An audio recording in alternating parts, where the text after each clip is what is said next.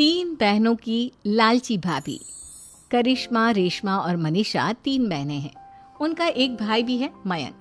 मयंक अपनी बहनों को बहुत प्यार करता है, लेकिन मयंक की पत्नी सविता इस मामले में मयंक से बिल्कुल ही अलग है। वो अपनी ननदों का जितना बुरा कर सकती है उतना बुरा करती ही रहती है और अपनी ननदों पर हुक्म भी चलाती है। करिश्मा, करिश्मा, तुमने अभी तक नाश्ता नहीं बनाया? तुम्हारे भैया को ऑफिस जाने में देर हो रही है। हाँ भाभी, बस अभी बनाती हूँ। करिश्मा, तुम ये ढीलापन छोड़ दो। कल को पराए घर जाना है। वहाँ अगर तुम इस तरह से काम करोगी तो लोग क्या कहेंगे कि माँ ने और भाभी ने कुछ सिखाया नहीं। और तुम्हारी दोनों बहनें कहाँ हैं? रेशमा मार्केट गई है और मनीषा सो रही है। क्या? सुबह के 8 बज रहे हैं और ये महारानी अभी भी सो रही है? ये कहते हुए सविता अपनी सास दुर्गा देवी के पास जाती है। माँ जी, देख रही हो अपनी बेटियों के तौर तरीके? क्या हुआ बहू, सुबह सुबह क्या कर दिया मेरी बेटियों ने? अरे एक तो अभी अभी उठकर किचन में गई है, दूसरी सुबह सुबह बाहर चली गई और तीसरी अभी तक सो रही है। क्या करूं मैं इन तीनों का, मैं तो परेशान हो गई हूँ। जा जाकर उठा उसे और रेशमा से मैं बात करती हूँ। सविता सीधा मनीषा के कमरे में जाती है और उससे कहती है, महारानी जल्दी उठो, सूरज सर पर आ गया है।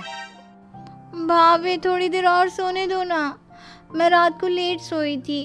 वो क्या ना, यूनिट टेस्ट चल रहे हैं। शराफत से उठती है या नहीं, या फिर पानी की भरी बाल्टी डालूं तेरे ऊपर? नहीं भाभी, मुझे बिस्तर में नहीं नहाना, उठती हूँ मैं। मनीषा जल्दी से उठकर बाथरूम में चली जाती है। सभी आराम से बैठकर नाश्ता कर रहे होते कि तभी रेशमा बाजार से हाथ में सामान लिए आ जाती है। रेशमा को देखते ही सविता उस पर बरस पड़ती है।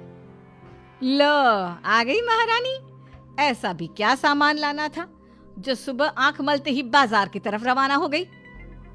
भाभी, कल आप ही तो चीख रही थी कि घर का सारा सामान मुझे ही लाना पड़ता है, घर में किसी को भी किसी काम से कोई लेना देना नहीं है। अब मैं बाजार जाकर सामान ले आई तो आपको इस बात से भी तकलीफ हो रही है? देख रही हो माँ जी, अपनी बेटी की जुबान कैंची से भी तेज चलती है। और मयंक, आप तो कुछ कहेंगे नहीं अपनी लाडली बहन को? रेशमा, अपनी भाभी से ऐसे बात नहीं करते। चलो माफी मांगो। भैया, मैं क्यों माफी मांगू? आप भाभी से बोलिए ना कि हम पर कम हुक्म चलाया करे। हम इस घर की बेटियां हैं और आपकी पत्नी की ननद है, नौकरानी नहीं। लो कर लो बात। इनकी भलाई के लिए कुछ भी बोलो तो इन्हें बुरा लग जाता है। इस घर में यही इज्जत है मेरी। देख लो माँ जी, आपकी बेटी किस लहजे में मुझसे बात कर रही है। सविता वहां से चली जाती है। मयंक को बहुत गुस्सा आता है, वो भी वहां से चला जाता है। फिर करिश्मा रेशमा को समझाती है। रेशमा, तुम्हें भाभी से माफी मांग लेनी चाहिए थी ना। लेकिन दीदी, मैंने कुछ किया ही नहीं, तो मैं माफी क्यों मांगू? हाँ करिश्मा दीदी, रेशमा दीदी जैसे ही घर में आई भाभी ही उन पर चिल्ला रही थी। हाँ, मैं मानती हूँ कि गलती भाभी की थी। मैं तो इसलिए बोल रही हूँ कि भाभी ने माँ को तो पूरी तरह अपने वश में कर लिया है। वो हमारी बात सुनती ही नहीं। मयंक भैया हमारे लिए हमेशा खड़े रहते हैं, इसलिए उनकी बात का मान तो तुम्हें रखना चाहिए था ना। कोई फायदा नहीं दीदी, कुछ दिनों की बात और है, भाभी उन्हें भी हमारे खिलाफ भड़का देंगी। फिर वो भी माँ की तरह हमारी किसी बात का विश्वास नहीं करेंगे। इसी तरह सविता अपनी तीनों ननदों को किसी न किसी बात पर परेशान करती रहती थी। एक दिन मयंक अपनी तीनों बहनों के लिए गिफ्ट लाया। करिश्मा, ये तुम्हारे लिए हार का सेट। रेशमा, तुम्हारे लिए सुंदर सी ड्रेस। और मनीषा, तुम्हें किताबें पसंद है ना, तुम्हारे लिए किताबें लाया हूँ। थैंक यू भैया। थैंक यू भैया। थैंक यू भैया।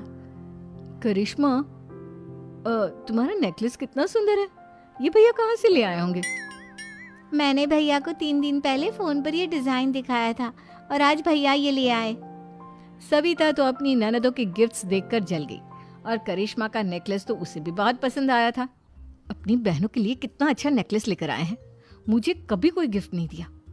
मैं आज ही ये हार चुरा लूंगी। रात में सविता करिश्मा का हार चुरा लेती है और इसी तरह उसे अपनी ननदों की जो भी चीज अच्छी लगती वो उसे मांगती नहीं, बल्कि रात के अंधेरे में चुरा लेती। इसी तरह दिन बीतते गए और सविता ने मयंक के दिल में भी उसकी बहनों के लिए नफरत पैदा कर दी। एक दिन मयंक ने करिश्मा और रेशमा के लिए रिश्ता देखा और ये बात उसने घर में सबको बताई।